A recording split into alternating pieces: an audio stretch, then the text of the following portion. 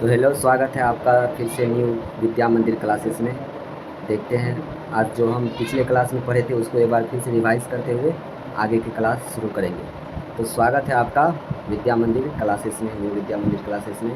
तो कल हम लोग एक चैप्टर स्टार्ट किए थे जिसका नाम था जय प्रक्रम। जय प्रक्रम चैप्टर कल हम लोग ने स्टार्ट किया था और इंट्रोडक्शन क्लास था कल इंट्रोडक्शन क्लास में हम लोग क्या पढ़े थे? कल इंट्रोडक्शन क्लास में हम लोग सजीव के बारे में पढ़े थे, निर्जीव के बारे में पढ़े थे। हम जाने थे कि सजीव किसको कहते हैं, निर्जीव किसको कहते हैं और क्यों कहते हैं। ये बेसिक सा इंट्रोडक्शन था हमारे चैप्टर का, जो कि हम लोग ने कल के इंट्रोडक्शन क्लास में पढ़ चुका है। तो इंट्रोडक्शन क्लास कल हो चुका था। तो हमारा चैप्टर जो स्टार्ट है, हमारा कौन सा चैप्टर चल रहा है? हमारा चैप्टर चल रहा है पोषण। कौन सा चैप्टर? पोषण।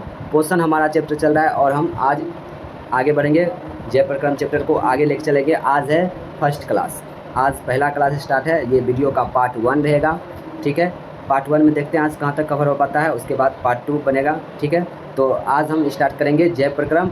और जहाँ कल अगर आपने वो वीडियो नहीं देखा होगा, पीछे वाला वीडियो, तो पहले कल का वीडियो देख लें, उसके बाद ये वीडियो पे आएँ, ठीक है। तो कल का वीडियो जो देख लिए हैं वो अब ये वीडियो पढ़ सकते हैं।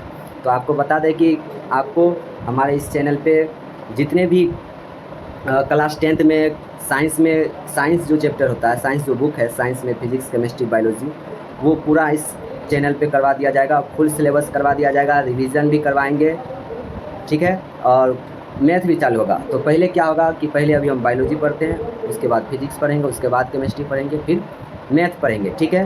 तो बारी बारी से सब कवर कर लेंगे, धीरे धीरे सब हो जाएगा, टेंशन नहीं लेना है, ठीक है। तो आगे बढ़ें, क्लास आगे बढ़ें। रेडी है पढ़ने के लिए? ठीक है, तो रेडी होगा, चलते हैं आगे। तो कल के क्लास में हम लोग ने स्टार्ट किया था जय प्रक्रम। जय प्रक्रम किसको कहते हैं? जय प्रक्रम यानी कि पोषण क्या है?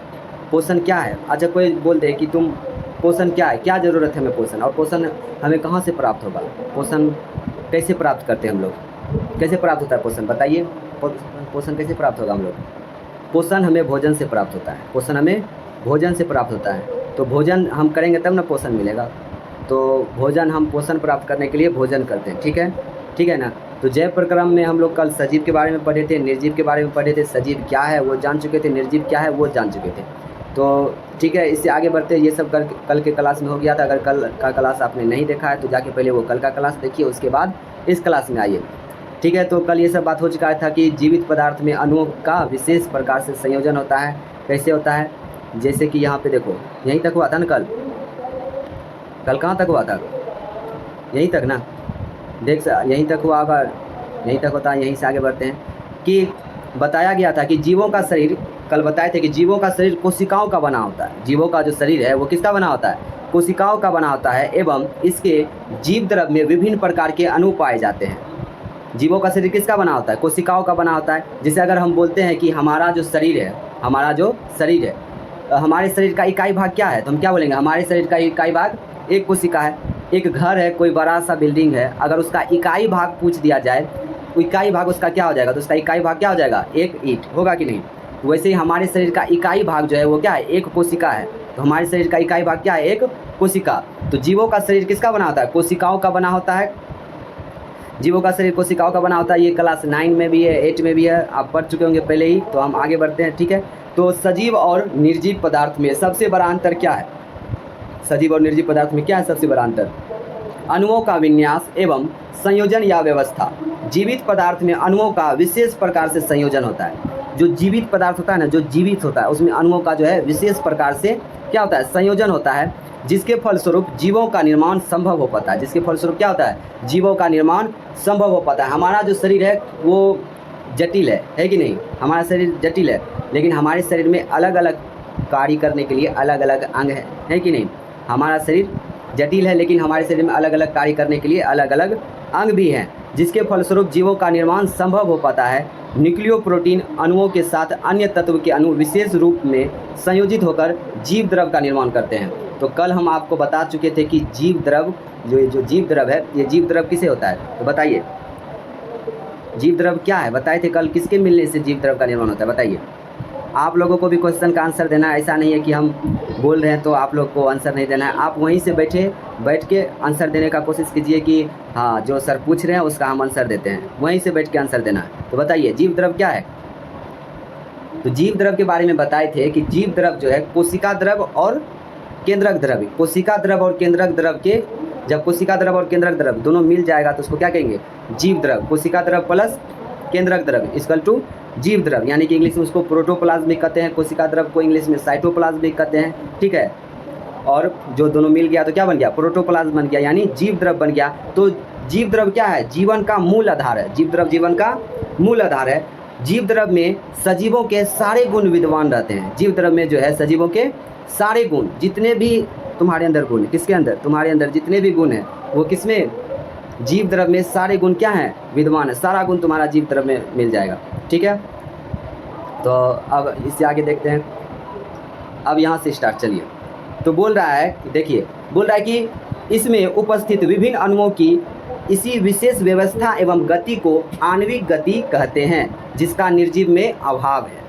ये सारे, ये जो आणविक गति है ना, हम लोग जो आणविक गति करते हैं ये निर्जीव में होता ही नहीं है, निर्जीव में नहीं होता है। अब नहीं हो रहा तब ना वो निर्जीव है, अगर होता तो वो क्या हो जाता, सजीव हो जाता। तुम्हारे अंदर हो रहा है तो तुम क्या है, सजीव है। नहीं होता तो तुम क्या होता, निर्जीव है। तो अब चलते हैं, आगे चलते हैं। बोल रहा है कि सजीव वस्तुएं एवं जैव प्रक्रम। अब हम पढ़ेंगे क्या, सजीव वस्तुएं एवं जैव प्रक्रम। तो आप लोग पढ़ते रहना है। पीछे वाला वीडियो अगर नहीं देखा है तो पहले पीछे वाला वीडियो देख लीजिएगा, उसके बाद आइएगा इसमें, ठीक है। तो सजीव वस्तुएं एवं जैव प्रक्रम। तो बोल रहा है कि जीवों में एक सुव्यवस्थित एवं निश्चित संरचनात्मक व्यवस्था रहती है। जीवों में एक सुव्यवस्थित एवं निश्चित संरचनात्मक व्यवस्था रहती है। हमारे अंदर पूरा व्यवस्था है, फुल फैसिलिटी, 5 स्टार वाला, क्या 5 स्टार होटल वाला हमारे अंदर फैसिलिटी है। पूरी तरह से हम लोग सुव्यवस्थित एवं निश्चित संरचनात्मक व्यवस्था रहती है। कोशिकाएं सभी जीवों की रचनात्मक एवं क्रियात्मक इकाई होती है। कोशिका जो है वो सभी जीवों की रचनात्मक एवं क्रियात्मक इकाई होती है। और कोशिका के समूह को उत्तक कहते हैं। कोशिका के समूह को क्या कहते हैं, उत्तक कहते हैं। और उत्तक के समूह को अंग कहते हैं। अब देखो, कोशिका के समूह को क्या बोल दिए, उत्तक बोल दिए। और उत्तक के समूह को क्या बोल दिए, अंग बोल दिए। और अंग के समूह को क्या बोल देंगे, अंग तंत्र बोल देंगे कि नहीं। अंग के समूह को क्या कहेंगे, अंग तंत्र बोलेंगे। और कई सारे अंग तंत्र मिलकर एक जीव का निर्माण करता है, ठीक है ना। अब आगे चलते हैं। कोशिका किसे कहते हैं, क्लास 9 में भी अगर पूछ दे कोशिका किसे कहते हैं तो लिखा हुआ है, कोशिका सभी जीवों की रचनात्मक एवं क्रियात्मक इकाई है। A cell is the structural and functional unit of life. कोशिका जीवों की संरचनात्मक एवं क्रियात्मक इकाई है, या कोशिका जीवन की आधारभूत संरचनात्मक एवं क्रियात्मक इकाई है। जैसे आपको याद रखना, याद रखिए, ठीक है। तो उत्तक अगर बोल दिया जाए कि उत्तक किसे कहेंगे, उत्तक क्या है, उत्तक का डिफिनेशन, उत्तक क्या है, कोशिकाओं के समूह को उत्तक कहते हैं। अगर हम सिर्फ ऐसे बोल देंगे कि कोशिकाओं के समूह को उत्तक कहते हैं, तो क्या ये डिफिनेशन सही है कि कोशिकाओं के समूह को उत्तक कहते हैं? ये डिफिनेशन पूरी तरह से सही नहीं है। क्योंकि अगर सोचिए, अगर बोलिए, आप ही लोग बोलिएगा कि मान लीजिए कि एक कोशिका कोई और है, दूसरा कोशिका कोई और है। एक कोशिका अलग है, दूसरा कोशिका अलग है, और इसका हम एक समूह बना देंगे, तो क्या ये उत्तक कहलाएगा? मान लीजिए ये एक कान का कोशिका, ये एक नाक का कोशिका, ये एक हाथ का कोशिका है। मान लीजिए अलग अलग है, अलग अलग कोशिका। ये मान लीजिए हम शुगर का ले लिए एक सेल, ये ले लिए कुत्ता का एक सेल, और ये एक तुम्हारा सेल, क्या होगा? उत्तक बन जाएगा? बोलो, उत्तक बनेगा? नहीं बनेगा। तो उत्तक बनने के लिए क्या होना चाहिए? उत्तक बनने के लिए क्या होना चाहिए? तब सर आप ही बताइए क्या होना चाहिए। तो उत्तक किसे कहेंगे? उत्तक बनने के लिए क्या होना चाहिए कि जैसे कि कोशिका के समूह को, कोशिका के समूह को तो उत्तक कहते हैं, लेकिन वो एक ही तरह का कार्य करना चाहिए। एक ही तरह का कोशिका एक ही तरह का कार्य करना चाहिए। अब जैसे कि हम कोई एक कोशिका लेते हैं, तो वो कोशिका क्या होना चाहिए? एक ही तरह का, एक ही कोशिका होना चाहिए, उसका काम एक ही होना चाहिए। ये नहीं कि कोई कुछ और कर रहा है, कोई कुछ और कर रहा है, तो ये वाला काम नहीं चलेगा। एक ही काम करना चाहिए। जो कोशिका, जैसे एक कोशिका का ऐसा समूह लेंगे जो कि एक ही तरह का काम करता है, एक ही तरह का फंक्शन करता है, वो उसके समूह को हम उसका समूह बना देंगे तो वो क्या बन जाएगा? उत्तक बन जाएगा। उसी तरह अगर उत्तक के समूह को हम क्या कहते हैं? उत्तक के समूह को देखिए यहाँ पे लिखा हुआ है कि कोशिका के समूह को उत्तक कहते हैं और उत्तक के समूह को अंग कहते हैं। तो क्या हम कोनो से कोनो उत्तक ला के मिला देंगे तो क्या होगा? अंग बन जाएगा। बोलो, बन जाएगा अंग? कोई सा उत्तक ला देंगे तो क्या बन जाएगा? वो अंग बन जाएगा? नहीं बनेगा। अंग बनने के लिए भी वही क्राइटेरिया है, क्या कि एक जैसा कार्य करना चाहिए, एक जैसा फंक्शन, एक जैसा कार्य होना चाहिए उत्तक का। तब वो अंग बनेगा। ठीक है, तो अगर अब तुमको याद हो गया कि नहीं, आप लोगों को याद हुआ कि नहीं, बताइए। कोशिका के समूह को क्या कहते हैं? ऊतक कहते हैं। ऊतक के समूह को अंग कहते हैं। अंग के समूह को ऊतक के समूह को अंगन कहते हैं। अंग के समूह को क्या कहते हैं? अंगतंत्र कहते हैं। और अंगतंत्र के समूह को, अंगतंत्र मिल गया तो क्या बन गया? बताओ, कई सारे अंगतंत्र मिल गया तो एक जीव बनेगा रे गधा। जीव क्या बनेगा? जीव। तो याद है, सबको समझ में आ गया? समझ में आ गया तो अब हम आगे बढ़ते हैं। ठीक है, आगे बढ़ें। अब देखो क्या लिखा हुआ है कि जीवों में संचालित होने वाली आवश्यक जैविक क्रिया, जीवों में संचालित होने वाली आवश्यक जैविक क्रियाएं इन्हीं अंगतंत्रों द्वारा होती है। अगर हम सोए हुए भी रहते हैं तो हमारे शरीर में ये क्रियाएं चलती रहती है। हम सोए हुए भी हैं फिर भी ये हमारे शरीर में क्रिया क्या होगा? चलता रहेगा। ठीक है ना? क्या तुम्हारे शरीर में नहीं चलता है? सबके शरीर में चलता है। ठीक है, अब चलिए, अब क्या है कि बोल रहा है कि वे सारी क्रियाएं जिनके द्वारा जीवों का अनुरक्षण होता है जैव प्रक्रम कहलाता है। तो वे सारी क्रियाएं जिनके द्वारा क्या होता है? जीवों का अनुरक्षण होता है, क्या कहलाता है? जैव प्रक्रम कहता है। याद कर लेना है, इसको याद कर लेना है, समझना भी है कि देखो, वे सारी क्रियाएं जिनके द्वारा जीवों का अनुरक्षण होता है वो क्या कहलाता है? जैव प्रक्रम। तो जितने भी क्रिया हैं जिसके जो जीवों में क्या आएगा? काम आएगा। हम लोग जो काम करते हैं, जीवों का अनुरक्षण होता है, वो क्या कहलाएगा? जैव प्रक्रम कहलाएगा। कि जैसे कि मान लो कहीं पे कट गया तो कट गया तो क्या होगा? वहाँ पे काम कट गया तो क्या होगा? बताओ, कट गया तो हमारे माइंड के पास तुरंत सिग्नल जाएगा और तुरंत काम स्टार्ट हो जाएगा, उसका खून बंद होने का, है कि नहीं? तो क्रिया चल रहा है कि नहीं? इससे जीवों का क्या हो रहा है? अनुरक्षण हो रहा है। मान लो कि कट जाता, खून बह ही रहा है, बंद ही नहीं होता, तो दिक्कत है कि नहीं? तो था, इसीलिए बोल रहा है कि वे सारी क्रियाएं जिनके द्वारा जीवों का अनुरक्षण होता है जैव प्रक्रम कहलाती है। तो अब है कि देखो, जैविक प्रक्रियाओं के संचालन, वृद्धि, टूट-फूट को रोकने, क्या हो गया?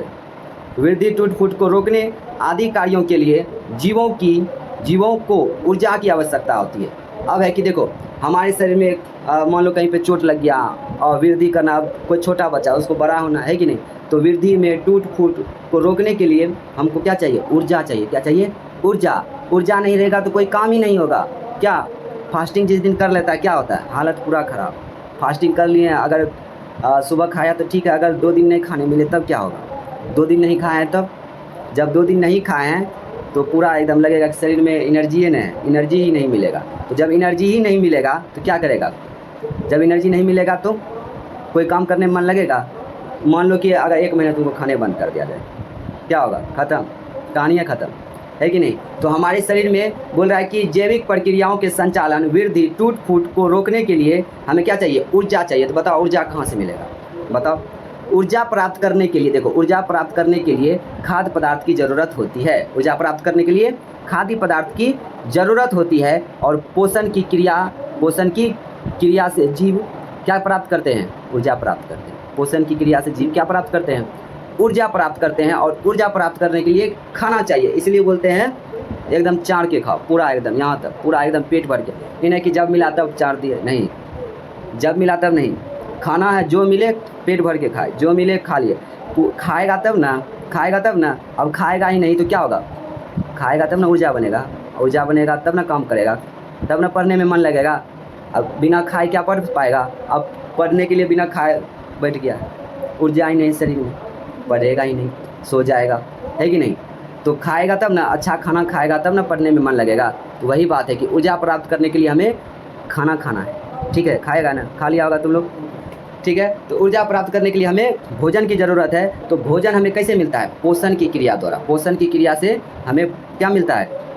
बोलो, पोषण की क्रिया से हमें क्या मिलता है? ऊर्जा मिलता है। तो आवश्यकताओं एवं वातावरण के अनुरूप जीवों में इसको थोड़ा ऊपर कर देते हैं। जीवों में विभिन्न प्रकार की पोषण विधियां होती है।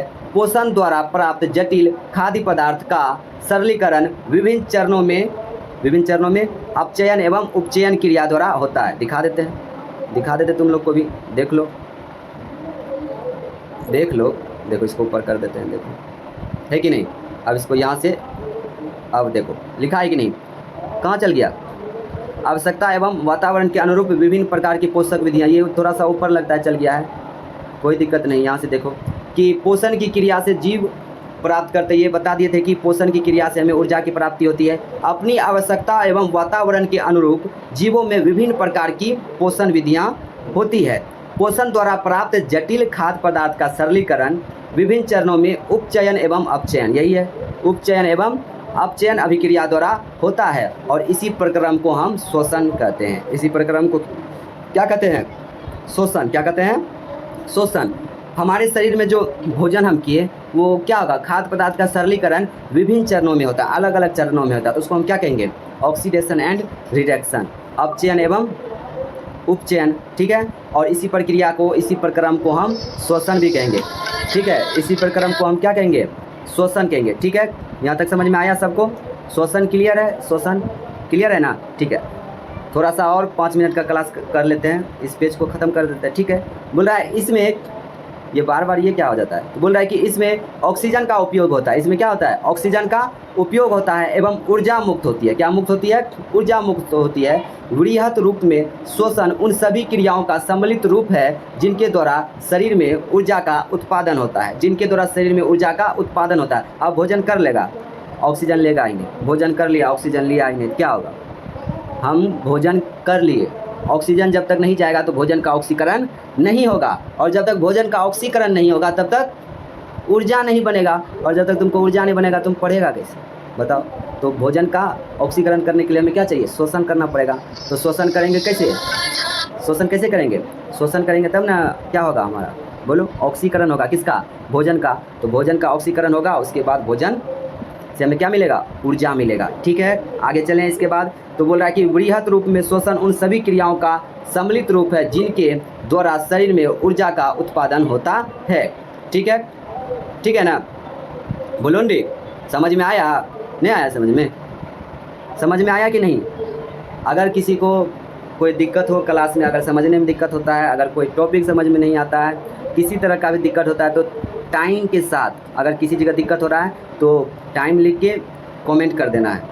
हर एक कमेंट का जवाब दिया जाएगा। अगर समझने में दिक्कत होता है तो कमेंट कर सकते हैं आप लोग, ठीक है। तो बोल रहा है कि एक कोशिकीय एवं सरल जीवों में खाद्य पदार्थ का ग्रहण करने, गैसों के आदान प्रदान एवं विशिष्ट उत्पादों के निष्कासन हेतु खास अंग नहीं होता। अब बोल रहा है कि जो एक कोशिकीय जीव है, पहली बात तो एक कोशिकीय जीव किसे कहते हैं? एक कोशिकीय तो जान लें।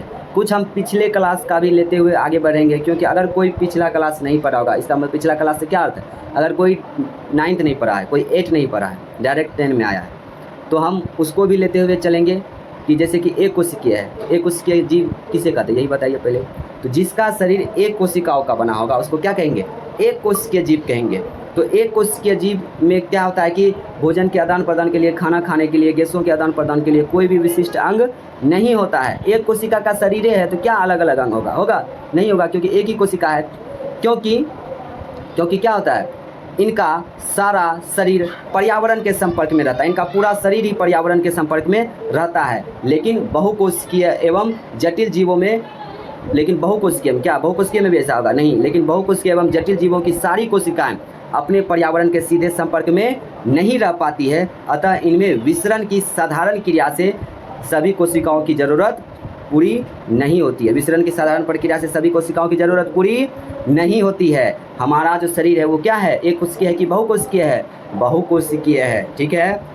तो हमारा शरीर है बहुकोशिकीय। तो बहुकोशिकीय जीव में एकदम 5 स्टार वाला फैसिलिटी है, अलग अलग काम करने के लिए अलग अलग अंग, ठीक है। लेकिन एक कोशिकीय जीव में, एक कोशिकीय जीव हो गया ढाबा। कौन सा ढाबा? रोड के बगल वाला। उसमें क्या होता है?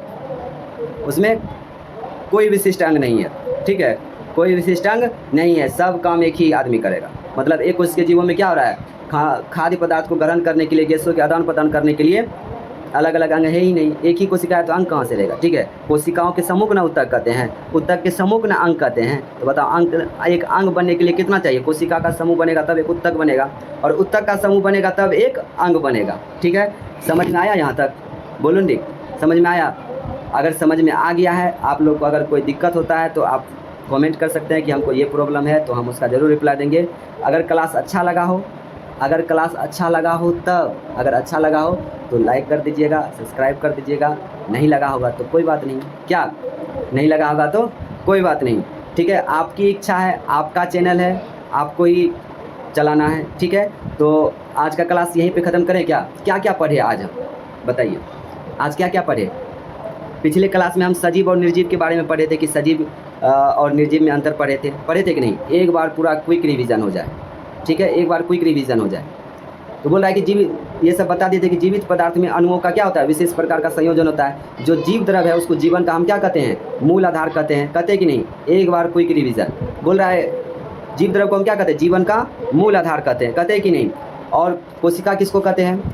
कोशिका जीवों की संरचनात्मक एवं रचनात्मक एवं क्रियात्मक इकाई को कहते हैं कि नहीं? कोशिका के समूह को ऊतक कहते हैं, ऊतक के समूह को अंग कहते हैं, अंग के समूह को अंगतंत्र कहते हैं, और कई सारे अंगतंत्र के एक जीव का निर्माण करेंगे कि नहीं? ये सब बात क्लियर है कि नहीं? ये सब बात पढ़ चुके हैं। पूछ देंगे जैव प्रक्रम किसे कहते हैं, क्या बोलेगा? वे सारी क्रिया जिनके द्वारा जीवों का अनुरक्षण होता है उसको क्या कहते हैं, जैव प्रक्रम कहते हैं। पूरा एकदम याद कर लेना है, ठीक है? बोलेंगे आंसर निकलना चाहिए, ठीक है? जैव प्रक्रम किसे कहते हैं? वे सारी क्रिया जिनके द्वारा जीवों का अनुरक्षण होता है उसको क्या कहेंगे, जैव प्रक्रम कहेंगे। पूरा याद कर लेना है, ठीक है? उसके बाद क्या बताए थे कि पोषण हमें कहाँ से मिलेगा? उसके लिए खाना खाना पड़ेगा, खाद्य पदार्थ की जरूरत होगी, और खाद्य पदार्थ की जरूरत होगी तो खाद्य पदार्थ का क्या होगा, श्वसन करेंगे, ऑक्सीकरण होगा, ऑक्सीकरण के द्वारा ऑक्सीकरण जैसे होगा उसके बाद हमको ऊर्जा का निर्माण होगा, हमारे शरीर में ऊर्जा का निर्माण होगा, ठीक है? ठीक है, उसके बाद बताए थे कि एक कोश के जीव और बहुकोश के जीव। एक कोश के जीव में अलग अलग कार्य करने के लिए कोई भी विशिष्ट अंग नहीं होता है, लेकिन बहुकोश के जीवों में अलग अलग कार्य के लिए अलग अलग अंग होता है, ठीक है? समझ में आया? सबको समझ में आ गया, ठीक है? अब अगर समझ में आ गया तो अब अगला क्लास होगा अगले दिन, नेक्स्ट क्लास में। ये वीडियो का पार्ट 1 है, पार्ट 2 आपको कल मिल जाएगा, ठीक है? समझ में आ गया? समझ में आ गया तो चलते हैं, कल मिलते हैं, ठीक है? ठीक है ना?